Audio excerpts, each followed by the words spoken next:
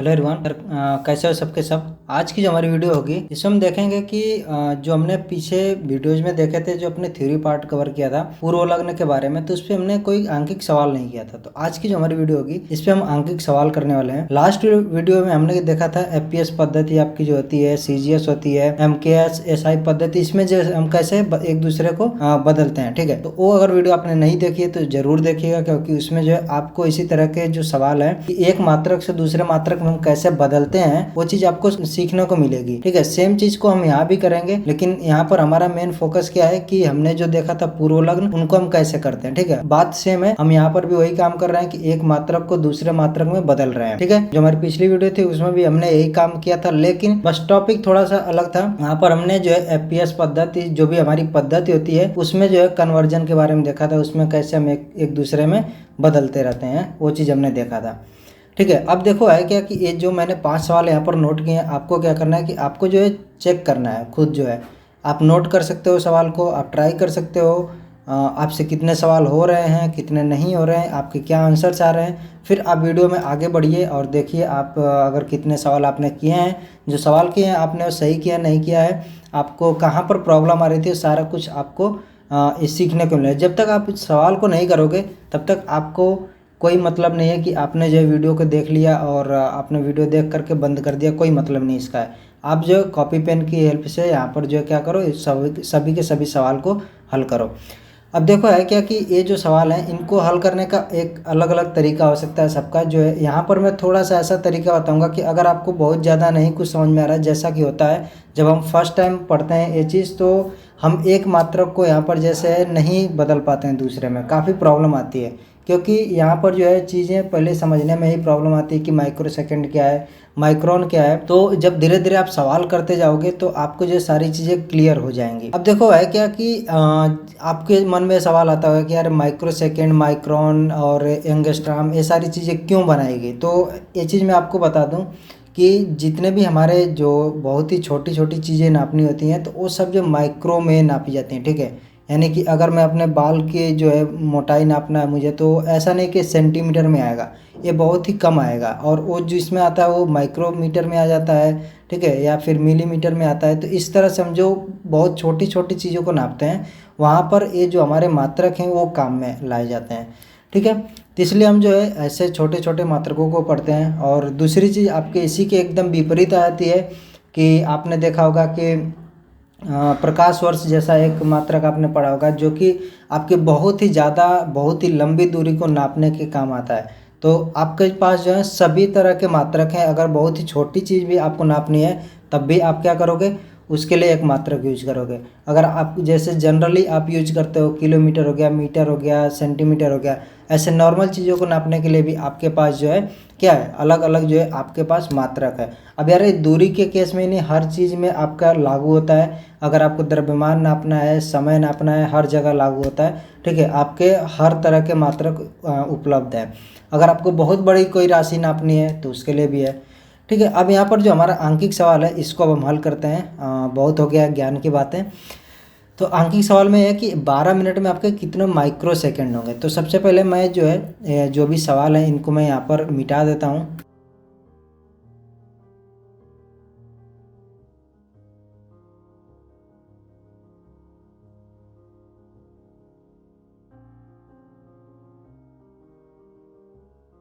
यहाँ पर सवाल है, पहले लिख लेते हैं, 12 मिनट में हमारा कितना माइक्रो सेकेंड होगा। अब अगर हमें जो है यहाँ पर ये चीज़ पता होती है कि 1 मिनट में हमारा जो है इतना माइक्रो सेकेंड होता है, अगर ये चीज़ हमें पता है तो हम क्या करते हैं, यहाँ पर 12 मिनट में भी निकाल लेते। क्या हो जाता, 12 गुणे, और ये जो भी चीज़ होता इसका हम यहाँ पर गुणा कर लेते, और इतना जो है क्या हो जाता, माइक्रो सेकेंड यहाँ पर हो जाता। लेकिन हमें ये चीज़ नहीं पता है। अगर ये चीज़ हमें कहीं से भी मिल जाए तो हमारा जो है 12 मिनट में कितना माइक्रो सेकेंड होगा, ये चीज़ हम कैलकुलेट कर लेंगे, गणना कर लेंगे इसकी। ठीक है, अब देखो यहाँ पर करना क्या है, हमें वो नहीं पता, लेकिन हमें एक चीज़ ज़रूर पता है कि 1 मिनट में हमारा 60 सेकेंड होता है। और दूसरी चीज़ हमें क्या पता है कि माइक्रो सेकेंड और सेकेंड में क्या चीज़ है। ठीक है, यहाँ पर जो है हमें ये जो सेकेंड वाला चीज़ है इसमें देखना पड़ेगा ये सेकंड और माइक्रो सेकंड में कुछ हमें पता है क्या? हमने जो पूर्व लग्न वाली जो चीज़ें पढ़ी थी उसमें हमें एक चीज़ पक्का से पता चल गया था कि जो भी राशि रहेगी उसके आगे अगर जो है माइक्रो लगा है तो उसका मतलब क्या हो जाएगा? माइक्रो का मतलब हो जाएगा 10 की घात में ऋण 6। यानी कि अगर जो है माइक्रो सेकंड लिखा है तो इसका मतलब हो जाएगा 10 की घात में ऋण 6 सेकंड हो जाएगा। इतना क्लियर है। अगर यहीं पर ये रहता इस तरह से माइक्रोमीटर रहता तो क्या हो जाता है? माइक्रो की जगह पर 10 की घात में ऋण 6 कर देंगे और मीटर तो ऐसे ही पड़ा रहेगा तो 10 की घात में ऋण 6 मीटर हो जाएगा। तो ये चीज़ हमें क्लियर हो गई कि जब भी ये पूर्व लग्न हमें किस तरह से यूज करना है। पूर्व लग्न का जो उपयोग है वो यहाँ पर हमें देखने को मिलता है। ठीक है, तो पूर्व लग्न का एक उपयोग आपने देखा कि इस तरह से हम पूर्व लग्न को यूज करते हैं। और आपको यहाँ पर क्या मिल गया कि एक माइक्रो सेकंड में एक माइक्रो सेकंड में 10 की घात में ऋण 6 सेकंड होता है। यानी कि आपको ये सेकंड का भी मिल गया कि सेकंड और माइक्रो सेकंड में क्या जो है संबंध है। ये चीज़ क्लियर हो गया। अब देखो हमें निकालना क्या है। यहाँ पर आपको मिला एक माइक्रो सेकंड बराबर इतना होता है। आपको ये नहीं मिला कि एक सेकंड बराबर कितना होता है। हमें निकालना पड़ेगा कि एक सेकंड में कितना माइक्रो सेकंड होता है। तो इसको निकालने के लिए दो तरीके हैं। पहला तरीका मैं यहाँ पर बताता हूँ। देखो एक माइक्रो सेकंड बराबर है 10 घात में ऋण 6 सेकंड है। ठीक है, हमें क्या चाहिए? यहाँ पर एक चाहिए। इसका मतलब क्या है? इसका मतलब है 1/10 की घात में 6। हमें अगर यहाँ पर एक चाहिए होगा तो हम क्या करेंगे तो एक आ जाएगा। अगर हम दोनों तरफ 10 की घात में 6 से अगर हम गुणा कर दें तो क्या आ जाएगा? ये हमारा एक बन जाएगा। कैसे बन जाएगा? 10 की घात में 6 से गुणा कर दिया तो क्या हो जाएगा? ए इससे कट जाएगा और यहाँ पर एक आ जाएगा। इतना क्लियर है। तो हमने क्या किया कि दोनों तरफ, अब ये तो है नहीं कि इधर 10 की घात में 6 से गुणा कर दिया, इधर नहीं करेंगे, क्योंकि हमने जब समीकरण पढ़े थे तो हमें क्या पता है कि समीकरण को हमें बैलेंस करना पड़ता है। ठीक है, यानी कि अगर हमने एक तरफ किसी भी संख्या से गुणा किया तो दूसरी तरफ भी उसी संख्या से गुणा करना पड़ेगा। ऐसा तो है नहीं कि हम 3 को 4 के बराबर लिख देंगे। 3 और 4 कभी बराबर नहीं होंगे, लेकिन 3 और 3 आपस में बराबर होंगे। तो अगर हमने इधर अगर जो है 4 से गुणा किया हुआ है तो इधर भी हमें 4 से गुणा करना पड़ेगा, तभी दोनों बराबर होंगे। ठीक है, 4 गुणे 3, 3 गुणे 4, तभी ये बराबर होंगे। तो सेम काम यहाँ पर हम करते हैं कि जब भी कोई चीज़ बराबर लिखी होती है तो एक तरफ जिस संख्या से हम गुणा करते हैं दूसरी तरफ भी हमें क्या करना पड़ता है? सेम संख्या से गुणा करना पड़ता है। तो वही काम हम यहाँ पर करेंगे। तो इधर क्या किया हमने 10 की घात में 6 से गुणा किया, गुणे 1 माइक्रो सेकंड। और इधर भी हमने क्या किया? 10 की घात में ऋण 6 है, इसका मतलब मैंने यहाँ पर बता दिया था ये होता है। और गुणे में क्या करेंगे? 10 की घात में 6 और क्या हो जाएगा? सेकंड हो जाएगा।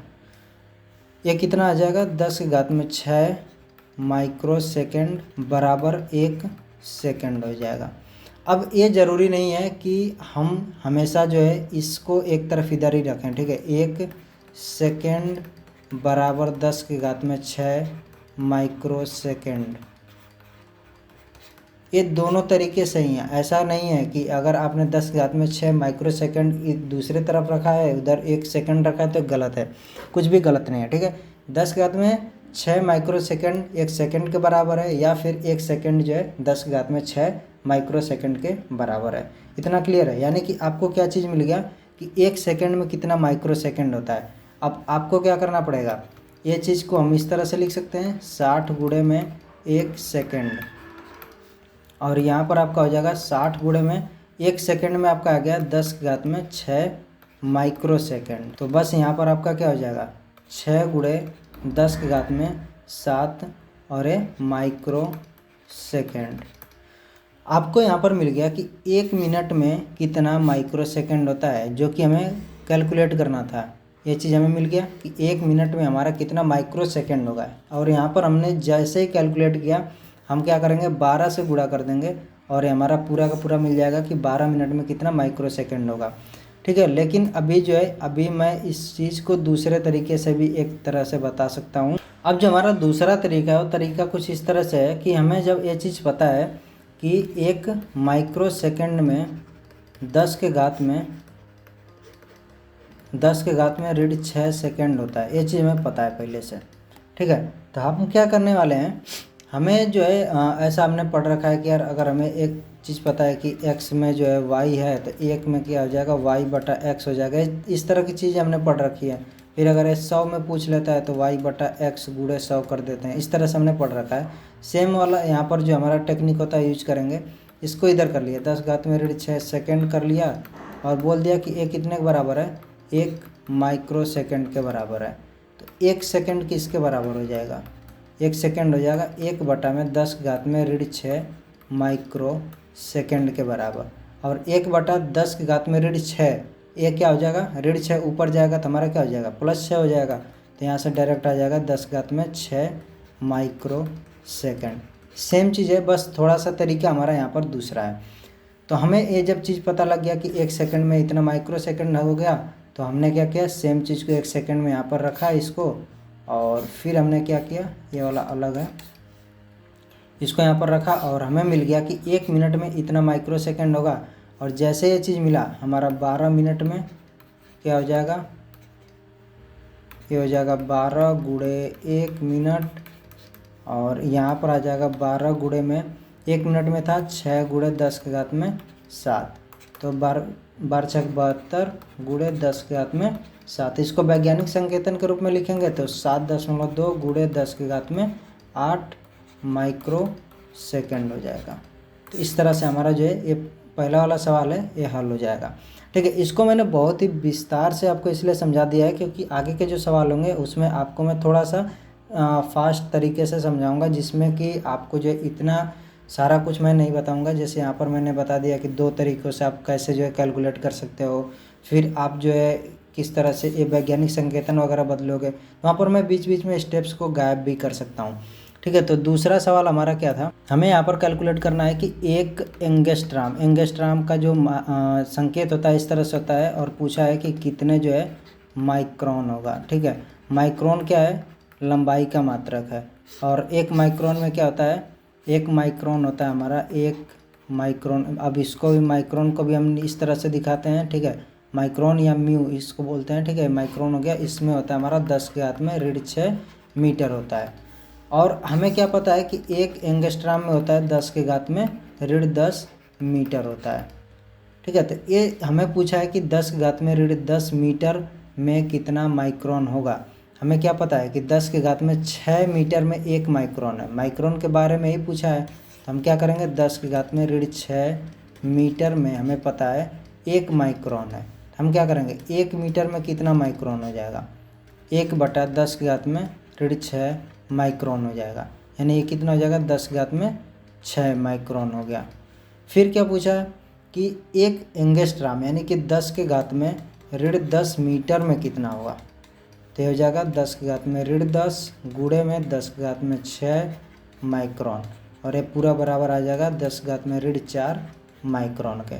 ठीक है, ये आपका जो घातांकों के नियम जो चैप्टर है उससे हमें उसमें पढ़ने को मिलता है कि अगर जो है आपके आधार बराबर हैं, घात अलग अलग हो सकती हैं या फिर सेम कुछ भी हो, अगर आपके आधार बराबर है तो घात क्या होगी, जुड़ जाएगी। तो 10 के घात m धन n होता है, वही वाला यहाँ पर फॉर्मूला यूज हुआ है। तो यहाँ पर क्या आ जाएगा, ऋण 10 धन 6, तो बराबर आपका क्या आ जाएगा, 10 के घात में ऋण 4 आ जाएगा। अगर इसमें आपको कोई भी डाउट है तो आप जो है ज़रूर कमेंट कर सकते हैं, मैं आपको अलग से वीडियो बना करके इस पर दे सकता हूँ। अब इसमें जो है क्या चीज़ ध्यान देने वाली है कि यहाँ पर जो है ना ये सवाल थोड़ा सा अगर आप फर्स्ट टाइम देखोगे तो आपको जो है नहीं समझ में आएगा कि इसको हम कैसे हल करें। तो पहली चीज़ है कि आपको क्या करना है, एंगस्ट्राम को मीटर में बदल लेना है, माइक्रोन आपको दे रखा है इसको भी आपको मीटर में बदल लेना है। आपको ये चीज़ ध्यान रखना है कि हमें निकालना क्या है। ठीक है, आपको निकालना है माइक्रोन, तो आपने क्या किया, माइक्रोन को इधर कर दिया। 10 के घात में ऋण 6 मीटर में आपका 1 माइक्रोन होता है, और 1 मीटर में फिर आपका 10 घात 6 माइक्रोन हो जाएगा। अब देखो ये जो है 10 के घात में ऋण 6 मीटर बहुत ही छोटा होगा। ठीक है, उसमें 1 माइक्रोन होता है। जब आप 1 मीटर करते हो, 1 मीटर आपकी जो है ज़्यादा बड़ी लंबाई हो जाती है, तो इतने में कितना माइक्रोन होगा, तो ये काफ़ी ज़्यादा माइक्रोन यहाँ पर इसलिए देखने को मिलता है, 10 के घात में 6 माइक्रोन इसीलिए देखने को मिल रहा है। ठीक है, ये जो है दूरी बहुत ही कम है, यानी कि समझ लो इतनी छोटी सी दूरी होगी उसमें आपका 1 माइक्रोन है। तो अब इतनी दूरी जो है थोड़ी ज़्यादा मैं ऐसे दिखा नहीं सकता, तो आपको मान लो ऐसे जो है दूरी है पूरी, तो तो उस दूरी में कितने माइक्रोन होंगे, तो वो जो है आपको यहाँ पर कैलकुलेट करना था। अब अगला सवाल है कि 20 किलोग्राम में कितने जो है मिलीग्राम होंगे।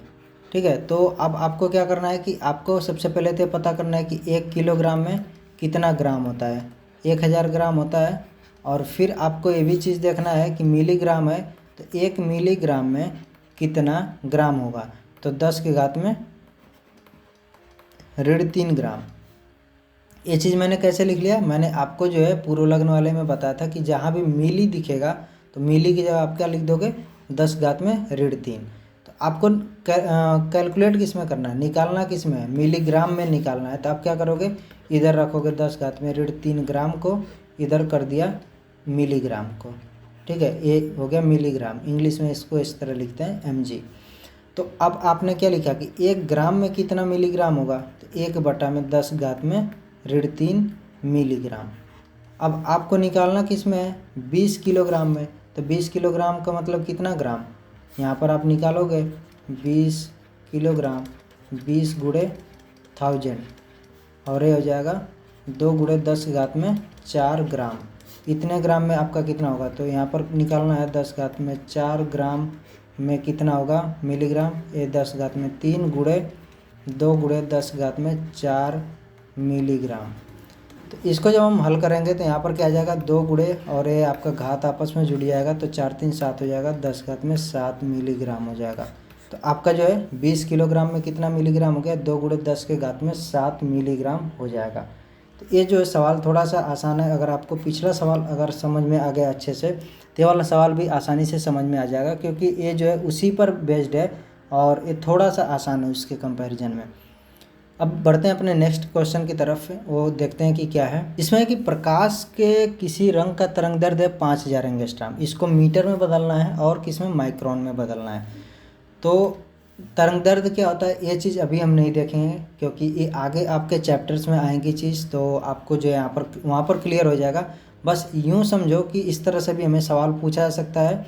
और यहाँ पर इसने बोल रखा है कि जो हमारी प्रकाश है उसकी तरंग दैर्घ्य यहाँ पर दे रखा है 5000 एंगस्ट्रॉम दे रखा है। ठीक है, इसको बदलना किस में है, मीटर में बदलना है और माइक्रोन है। अगर ये बोलता कि माइक्रोमीटर तब भी सेम चीज़ है, माइक्रोन और माइक्रोमीटर मतलब कि जो मान होता है वो सेम होता है। तो मीटर में तो आसानी से बदल सकते हैं, क्योंकि आपको पता है कि 1 एंगस्ट्रॉम बराबर क्या होता है, 10 की घात में -10 मीटर होता है। तो हम आसानी से यहाँ पर बदल लेंगे इसको, 5 गुणे 10 की घात में 3 एंगस्ट्रॉम है और ये बदल करके हो जाएगा 5 गुणे 10 की घात में 3 गुणे में 10 के घात में -10 मीटर हो गया। यहाँ पर आपका घातांक के नियम लग जाएगा और यहाँ पर आ जाएगा 5 गुणे 10 के घात में -7 मीटर हो जाएगा। एक क्लियर हो गया, एक इसमें का एक पार्ट हो गया। दूसरा पार्ट है कि माइक्रोन में बदलना है। तो माइक्रोन में बदलने के लिए हमें क्या करना है, इसको मैं म्यू से दिखा देता हूँ। माइक्रोमीटर जो आपका माइक्रोन होता है इसको ऐसे दिखाते हैं, ये हो जाता है 10 घात में -6 मीटर हो जाता है। आपको बदलना क्या है, मीटर इसमें बदलना है। ठीक है, तो हम क्या करेंगे, इसको लिख लेंगे इस तरह से, 10 घात में -6 मीटर बराबर हो जाता है 1 माइक्रोन। तो आपने क्या किया, 1 मीटर में कितना हो जाएगा, 1/10 घात में -6 माइक्रोन और ये बराबर हो जाएगा 10 घात में 6 माइक्रोन। तो आपका इतने मीटर में हमने क्या निकाला, 5000 एंगस्ट्रॉम निकाला। 5000 एंगस्ट्रॉम का मतलब इतना मीटर, तो ये हो जाएगा 5 गुणे 10 के घात में -7 मीटर में आपका कितना माइक्रोन होगा। तो ये हो जाएगा 5 गुणे 10 घात में -7 गुणे 10 के घात में 6 माइक्रोन हो जाएगा। और यहाँ पर पूरा आ जाएगा 5 गुणे 10 घात में -1 माइक्रोन और ये आ जाएगा 0.5 यानी 0.5 माइक्रोन। तो आपका जो है दोनों के दोनों सवाल हो गए। आपको बस यही चीज़ ध्यान रखनी कि हमें निकालना क्या है। ठीक है, अगर जैसे आपको ये चीज़ पता चल गया कि यार ये चीज़ निकालना है और इसका मान जो है जो भी आपकी एक राशि से दूसरी राशि में आपका मान पता रहेगा, आपने क्या करना है, उसको इस तरह से करके हल कर लेना है, बस आ जाएगा। अब हम बढ़ते हैं अगले सवाल पर और अगला सवाल है कि हाइड्रोजन परमाणु में नाभिक का एक चक्कर लगाने में जो इलेक्ट्रॉन है वो 10 के घात में -6 नैनो सेकेंड लेता है। तो आपको पता होगा कि जो भी हमारे परमाणु होते हैं वो कैसे होते हैं, गोले की तरह। ठीक है, यानी कि आप जो गेंद देखते हो उस तरह से होता है। तो जो इलेक्ट्रॉन होता है उसके चारों तरफ चक्कर लगाता रहता है। तो जो चक्कर लगा रहा है वो कैसा उसका जो है रास्ता होता है, होता है सर्कुलर, यानी वृत्त की तरह से होता है। ठीक है, तो जो रास्ता है वो वृत्त की तरह से होता है। और बोल रहा है कि एक जो चक्कर लगाता है वो कितने में टाइम में लगा रहता है, 10⁻6 नैनो सेकंड में। ठीक है, अब इसको जो है संकेत में इस तरह से लिखते हैं NS, मतलब कि नैनो सेकंड। और मैंने बताया था कि जब भी आपको नैनो दिखेगा तो आपको क्या करना है, आपका इसका मान पता है कि 10⁻9 आपका होता है। ठीक है, तो जहाँ भी आपको ये चीज़ दिखेगा कि नैनो है तो नैनो का मतलब हो जाएगा 10⁻9। अगर नैनोमीटर लिखा है तो यहाँ पर 10⁻9 मीटर हो जाएगा। नैनो सेकंड लिखा है तो 10⁻9 सेकंड हो जाएगा। तो यहाँ पर बोला क्या है कि एक चक्कर लगाने में इतना नैनो सेकंड लगा, यानी कि टोटल कितना सेकंड लग गया ये हम निकाल सकते हैं। तो ये हो जाएगा आपका 10⁻9 और सेकंड को S लिख दिया, ये आपका SF 5 मत समझ लेना। और यहाँ से आपका जाएगा घातांक के नियम से 10⁻15 सेकंड। तो यानी कि एक चक्कर जो लगा रहा है वो इतने सेकंड में लगा रहा है। और पूछा क्या है कि एक सेकंड में वो कितना चक्कर लगाएगा। एक चक्कर लगा रहा है इतने सेकंड में, तो एक सेकंड में कितना चक्कर लगाएगा। तो हमें अगेन वही वाला काम हो गया कि 10⁻15 सेकंड में हमें एक चक्कर का पता लग रहा है। तो एक सेकंड में क्या हो जाएगा, 1/10⁻15 इतना चक्कर लगा लेगा। ये ऋण 15 ऊपर जाएगा तो 10⁻15, तो 10⁻15 चक्कर लगा लेगा वो। ठीक है, तो ये हमारा आ जाएगा आंसर इसका भी। ये वाला भी सवाल आसान सा है, बस अलग तरह से इसको पेश किया गया है सवाल को। और आपके पास भी ऐसा ही सवाल अक्सर आएंगे। ऐसा नहीं बोलेगा कि आप क्या करो कि 10⁻6 नैनो सेकंड है उसको आप सेकंड में बदल दो, या फिर 10 एंगस्ट्राम है इसको मीटर में बदल दो। इस तरह से नहीं आएगा। आपको जब भी अक्सर सवाल पूछा जाएगा तो उसको किसी न किसी चीज़ में अलग से पिरो करके आपके सामने रखा जाएगा कि आप थोड़ा सा उसमें कंफ्यूज हो जाओ। ठीक है, तो ये जो सवाल है आपको करने हैं, आपको देखने हैं। और आपने अगर स्टार्टिंग में ट्राई किया है तो आपको भी देखना है कि आपसे कितने सवाल हो पाए हैं, कितने नहीं हो पाए हैं। और अगर नहीं हो पाए हैं तो कहाँ पर आपने गलती की है, सारी चीज़ें आपको यहाँ पर देखनी है। ठीक है, तो आई होप कि आपको ये सारी चीज़ें अच्छे से क्लियर हो गई हैं। और मिलते हैं फिर नेक्स्ट वीडियो में। So till then take care, bye bye.